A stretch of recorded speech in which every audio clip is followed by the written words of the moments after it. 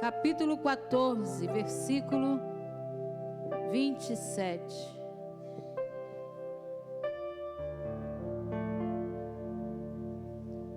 Deus possa continuar te abençoando, você que está aí no seu lar, participando conosco desse culto, que a presença do Espírito Santo de Deus já possa estar te alcançando aí dentro do seu lar, você e toda a sua família, e que Deus possa falar contigo através dessa palavra também nesta noite.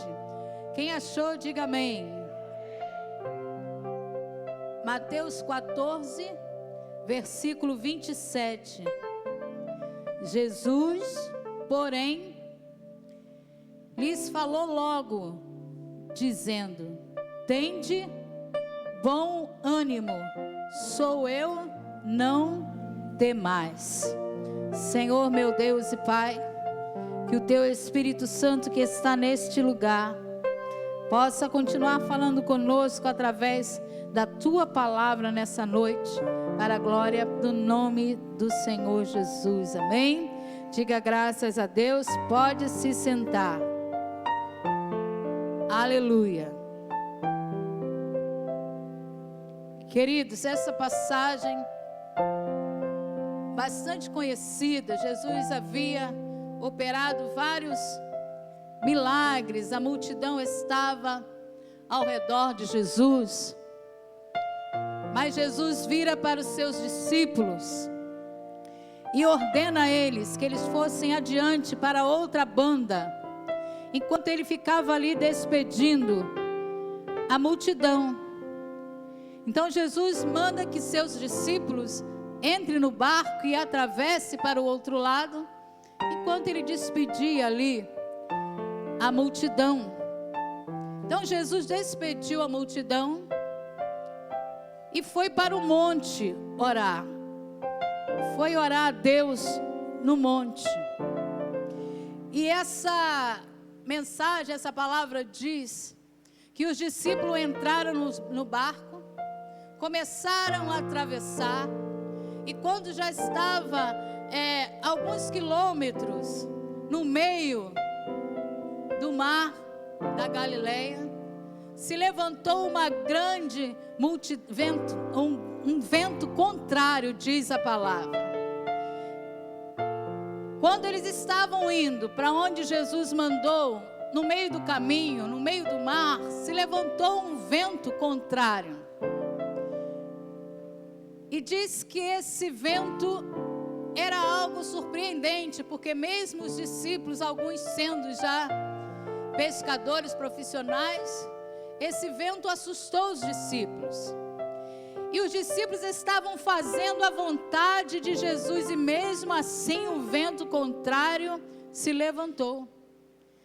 Isso mostra para mim e para você que mesmo quando estamos fazendo a vontade de Deus, fazendo aquilo que Ele manda fazer, o vento contrário também se levanta. Quando estamos dentro da vontade de Deus, o vento contrário se levanta, as lutas se levantam, as dificuldades se levantam, as guerras se levantam, para nos impedir de chegarmos onde Jesus quer que você chegue e eu chegue também. E esse vento se levantou, e os discípulos ali, através de tudo faziam, eles já não tinham mais força. Os discípulos, aqueles que eram pescador profissional, já tinham tentado todos os métodos. Quando nós vamos lá para a Ilha dos Martins, os irmãos, o pastor Silvio está indo agora, ele já fala assim: olha, pastor, ó, se vai embora, acelera, porque está vindo vento aí, né? Sim, Silvio? Você não está vendo vento nenhum, mas por ele já seria acostumado, e falou assim: olha, pastora, está vindo vento aí, hein? Se a senhora tiver que ir embora, acelera aí, a gente tem que correr. E o próprio barqueiro, ele sabe o esquema, como vai com a lancha por cima da onda. A onda está, às vezes eles vão de lado, às vezes eles viram o barco de frente. Eles têm todo o esquema de sair e atravessar o mar mesmo com as ondas bravas. Naquela época não tinha motor, era remo. Mas com tudo isso eles tinham experiência. E a Bíblia fala que eles já tinham tentado de tudo. Eles já estavam perdendo a força. E muitas vezes estamos assim, fazendo a vontade de Deus, indo em direção ao que Deus está mandando fazer, e o vento se levanta, e você já está perdendo as forças, você já usou todos os seus recursos para continuar caminhando, e o vento se levanta, o vento contrário se levanta, para nos impedir de chegar onde Jesus quer que eu chegue. Fala para o seu irmão, não se preocupe, fique firme, segure o remo aí, segure o leme do barco aí. O vento vai piorar, o vento vai se levantar, a luta vai se levantar, o problema vai se levantar, para você parar de fazer o que Deus mandou você fazer. Mas a palavra de Deus, Jesus certa vez falou, aquele que põe a mão no arado não pode olhar para trás. Está difícil, mas lembra nessa palavra, quem te chamou vai te honrar, vai te levar até onde Deus mandou você chegar, até onde Deus te deu a direção para você chegar. E os discípulos ali tentando, fazendo de tudo para chegar, mas o barco parecia que não ia sair do lugar. É o que acontece, oramos e nada acontece, jejuamos e nada acontece, vamos à igreja, nada acontece, vamos a todas as programações da igreja e nada acontece, para tirar o seu ânimo, porque o diabo ele tem feito isso, irmão. A maior artimanha dele é tirar e acabar com o seu ânimo. Porque quem tem ânimo, ainda que não tenha dinheiro, se esforça. É ou não é? Quem tem ânimo, ainda que não tem carro, vai a pé. Não é assim, Renato? Quem tem ânimo, mesmo sem vontade, faz. Então a artimanha do diabo é essa, tirar você e me tirar daquilo e do propósito que Deus nos dá para fazer. E os discípulos já não estavam aguentando mais. Mas Jesus estava onde? Lá no monte, orando. Você está fazendo a vontade de Deus, esse Deus está lá do alto. E a palavra de Deus diz que Jesus lá do monte, ele viu a situação em que se encontravam os seus discípulos. Fala para o seu irmão, mesmo que pareça que você esteja sozinho, que não tem mais jeito, você tem um Deus que sabe onde você está, que sabe do que você precisa, sabe do que você está fazendo, e sabe de tudo, e no momento certo, Ele vai chegar e vai ir ao seu encontro e ao seu favor. Ele sabe. Jesus estava olhando e tudo. Irmãos, eles remavam e o vento levava para outra direção. Olha, não parecia que não estava chegando, o cansaço chegou, o medo chegou, o desânimo chegou, mas Jesus estava vendo. O desânimo às vezes chega, o medo também chega. Fala para o seu irmão, não se preocupe, isso às vezes na vida da gente é normal. Somos humanos, não somos super mulheres nem super homem. O desânimo vem por causa das lutas. Elias venceu uma grande batalha, mas recebeu um recado: olha, eu vou te pegar, Elias, Jezabel. Elias se escondeu e sentou debaixo de um zimbro, e veio o cansaço, veio até o desejo de morrer, e falou para Deus: Deus, eu não sou melhor do que os meus pais, me deixa morrer. Aí Deus manda o anjo falar com Elias: Elias, a caminhada é longa ainda, não é tempo de parar não. Eu estou aqui para te alimentar, eu vou te alimentar, e você vai descansar, e depois você vai levantar e caminhar. E Elias dormiu de novo, diz a palavra, E o anjo despertou e Elias caminhou, porque a palavra de Deus disse, e o anjo falou, esse alimento vai te alimentar e vai durar 40 dias. Ele caminhou ainda, cheio da presença de Deus, se alimentado. E o cansaço veio de novo, e o desânimo veio de novo. Ele achou uma caverna confortável, e ali ele parou. E Deus visitou Elias mais uma vez, se apresentou a Elias. E Elias falou, Senhor, tenho sido tão zeloso com a sua obra. Diz, eu tenho feito com tanto carinho a sua obra, a sua vontade. Por que sobreveio isso? Às vezes estamos assim, irmãos. Eu faço com tanto amor, com carinho. Por que eu estou enfrentando essa luta? Por que o vento está se levantando contra mim? Porque o que Deus tem para você é maior ainda do que essa luta que você está passando.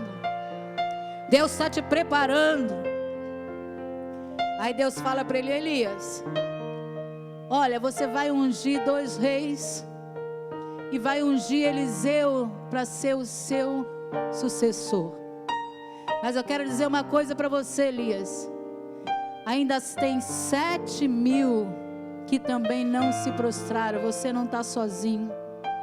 Deus falou, tudo bem, você está cansado, você está desanimado. Deus não obrigou Elias a voltar para a batalha não, viu, irmãos? Ele falou assim, você está cansado? Tudo bem. Unge os reis, unge Eliseu no seu lugar. Eu quero dizer para você que às vezes, irmão, nós estamos na luta, achamos, coitadinho de mim. Nós estávamos falando hoje pela manhã, coitadinho de mim, eu estou sozinho nessa luta, ninguém me ajuda a orar, ninguém me ajuda assim, ninguém me ajuda. Elias estava assim, Deus falou assim, olha, mas você não está sofrendo sozinho não, tem 7.000 ainda que não se dobraram. Às vezes estamos sentindo, coitadinho de mim, tem pessoas pior do que eu e você, numa situação muito pior também, mas às vezes o egoísmo nos faz olhar só para a gente. Então Deus falou com Elias, você não está sozinho, mas o problema é esse, não tem problema não. O propósito que eu tenho vai continuar, você está cansado? Então eu vou trazer você para perto de mim e vou botar outro no seu lugar, o que não pode parar é a obra que eu tenho para fazer. Então muitas vezes estamos assim, Deus coloca, nos manda para uma direção, o vento vem, a onda vem, o contrário vem, a situação vem, a dificuldade para parar a mim e parar você, irmãos. Mas temos um Deus que nos fortalece, se Ele nos chamou, Ele vai nos honrar naquilo que Ele nos chamou, porque Ele não dá nada além do que a gente possa suportar. Então Elias foi para junto de Deus, foi arrebatado. Tá bom, Elias, mas a obra continua. Irmão do seu irmão está cansado, desanimado? Deus num instante dá um jeito nisso, mas a obra continua. Então os discípulos estavam assim, indo na direção que Deus mandou, fazendo o que Jesus mandou, mas a situação foi piorando, e Jesus lá do monte olhou e viu a situação dos discípulos. Mas diz que Jesus não foi imediatamente, mas na hora certa, às 3 ou 6 da manhã, quando eles estavam em meio àquele vento, aquela situação contrária, diz que Jesus, vendo eles, foi em direção a eles, caminhando sobre as águas. Fala para o seu irmão, Deus está vendo a situação que você está passando. Deus está vendo esse vento que tem se levantado. Essa batalha que você está enfrentando. Às vezes você pensa que está sozinho, mas Deus está vendo. E Jesus foi ao encontro dos discípulos. E quando chegou perto, a Bíblia diz que eles confundiram Jesus achando que é um fantasma. E quando Jesus viu essa situação, ele gritou de longe, ele falou assim, olha, ele gritou, não temas, sou eu. Tenha bom ânimo, sou eu, não temas. Jesus veio em direção, não se preocupe, sou eu. Jesus está vendo a minha situação, é a sua direção, e está vindo em nossa direção, e vendo o seu medo, vendo a sua preocupação, vendo a sua ansiedade, e está falando assim, olha, sou eu, aquele que posso todas as coisas na sua vida.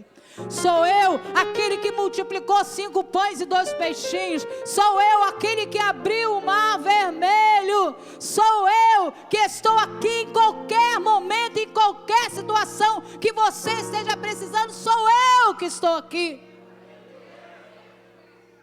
Para de olhar para o vento, olha para mim. Para de olhar para a luta, olha para aquele que pode tirar você do meio dessa luta. Para o Deus que pode todas as coisas.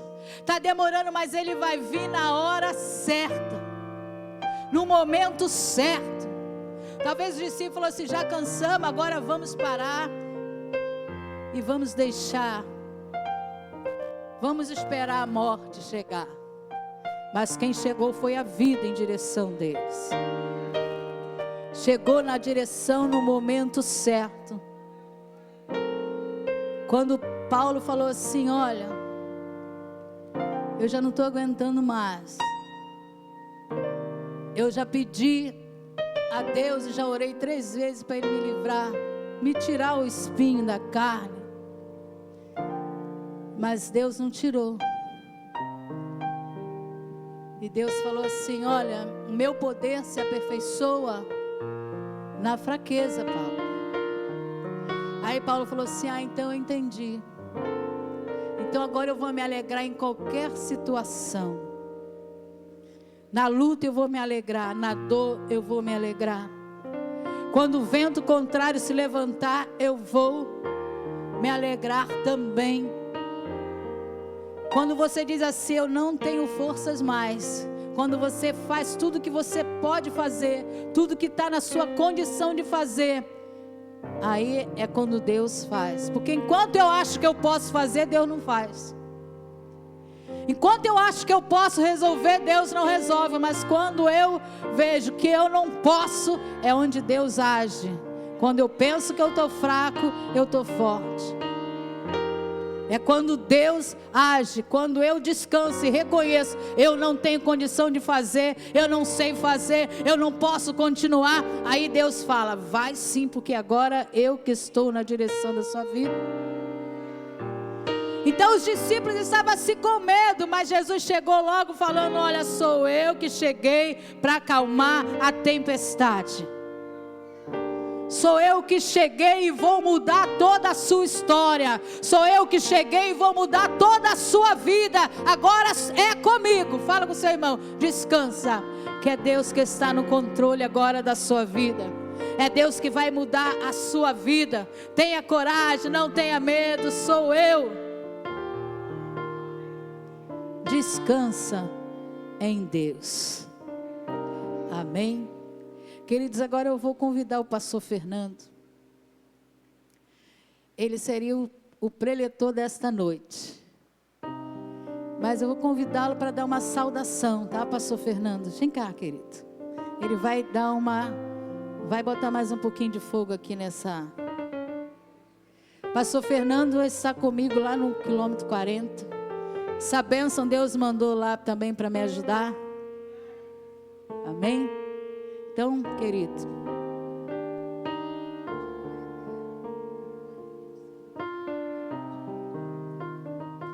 a paz esteja convosco, amém? Foi uma luta para chegar aqui, hein? Mas Deus deu vitória. Quando Deus cuida da gente, né? Ele sempre manda alguém para poder trazer a gente para o propósito diante de Deus. Meu nome é pastor Fernando, eu vim de Seropédica.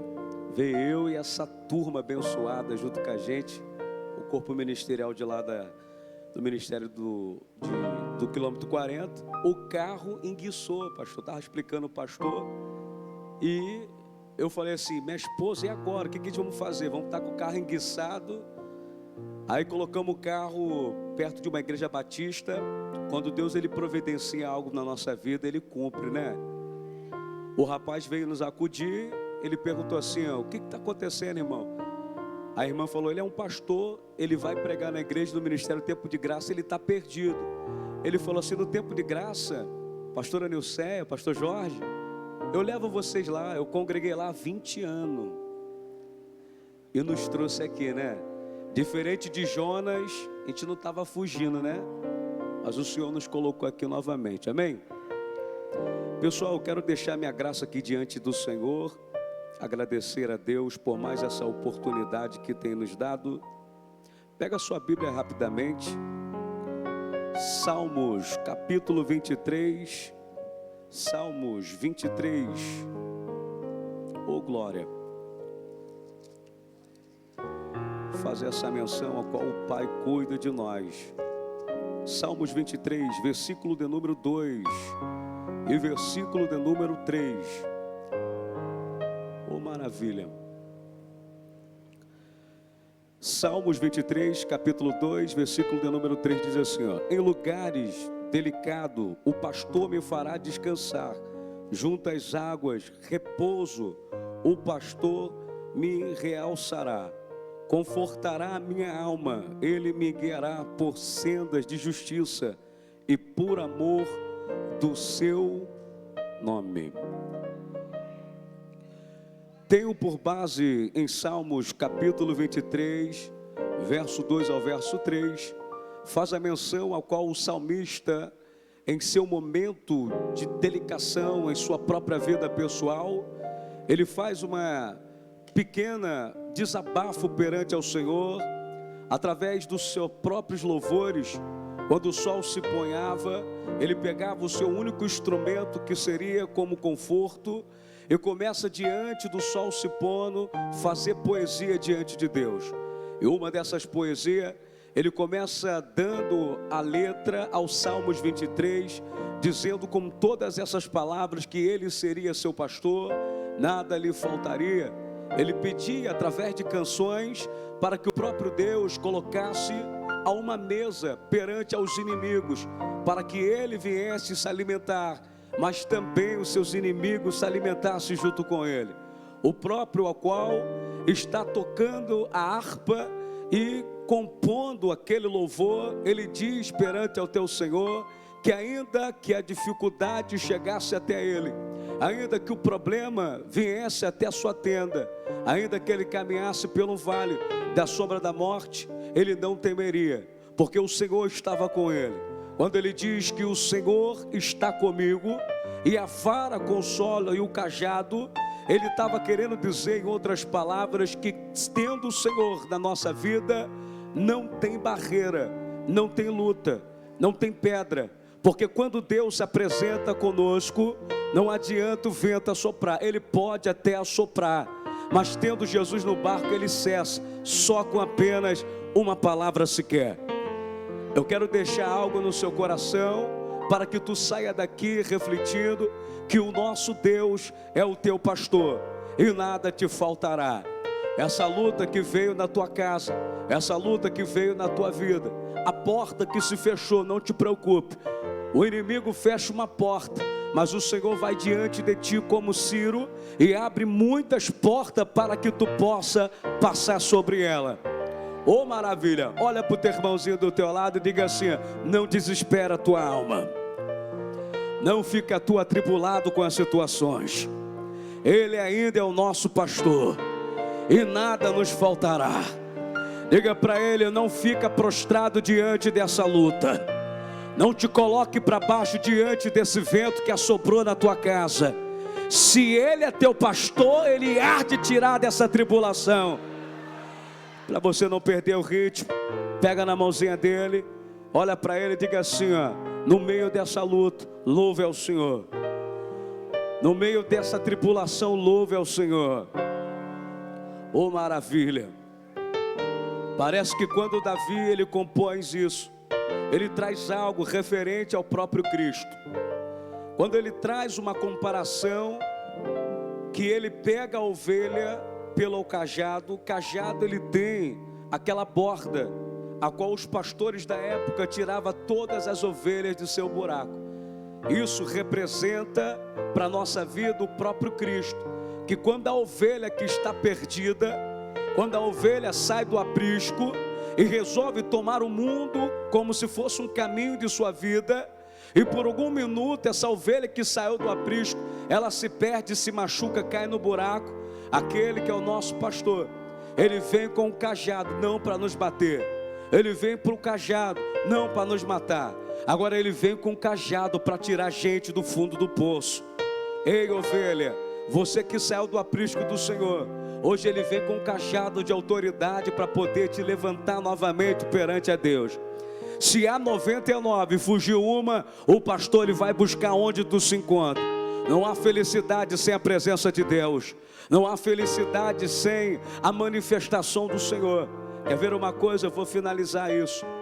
O Espírito de Deus é aquele que introduz toda a falta que temos diante de Deus. Quando você está na tua casa e se sente triste, quando você está no teu lar e pensa que tudo acabou, e às vezes você liga ao rádio, alguém manda uma mensagem, alguma corrente do WhatsApp, e você pensa que aquela palavra é uma palavra qualquer. Não, é o Espírito te induzindo que ainda há oportunidade de mudança. Há oportunidade de mudança para a tua história e para a tua vida. Você que acredita, bate uma linda salva de palmas para Jesus. Eu agradeço essa rica oportunidade em nome de Deus. Glória a Deus. Fique de pé, querida. Não se preocupe, você está na presença do Senhor. O pastor que cuida de mim, cuida de você. Pode levantar o vento que for, o vale que for. Esse é o Deus que cuida de cada um de nós. Então feche os seus olhos, adore.